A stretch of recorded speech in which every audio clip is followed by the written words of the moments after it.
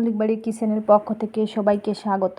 আমি রাখি মল্লিক। 4 প্রকার ঝালের সাথে আমি আজ দেশি মোরগ রান্না করব।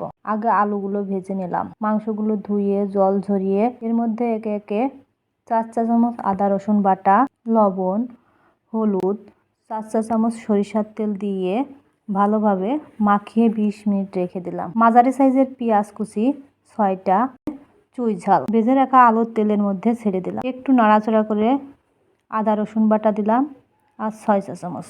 ব্রাউন কালার হলে একটা পেঁয়াজ ও 6টা শুকনা মরিচ একসাথে বাটা ছিল দিয়ে দিলাম। 4 চা চামচ জিরা বাটা দিলাম। এবার মাংসগুলো দিয়ে দিলাম। আমার 1 কেজি 300 গ্রাম মতো মাংস ছিল। আর একটু লবণ অ্যাড করলাম। অল্প আছে 30 মিনিট কষানোর পর ভেজে রাখা আলুগুলো দিয়ে নাড়াচাড়া করে গরম জল ঝোলের জন্য দিয়ে দিলাম। গলানোর জন্য প্রেসার কুকারে দিয়ে 3টা সিটি দিয়ে নামিয়ে নিলাম। কড়াইটা গরম হলে, তেল গরম হলে এর মধ্যে ফোড়নের জন্য জিরা দিলাম। জিরা ফুটতে শুরু করলে মাংসগুলো দিয়ে দিলাম। এবার গরম মশলা দিলাম।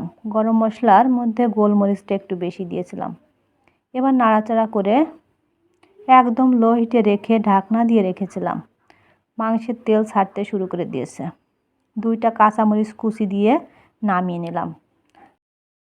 4 প্রকার মরিচ দেওয়ার ফলে মাংসের স্বাদটা কিন্তু অন্য দিনের থেকে আলাদা ছিল। বাড়িতে একবার হলেও ট্রাই করে দেখবেন।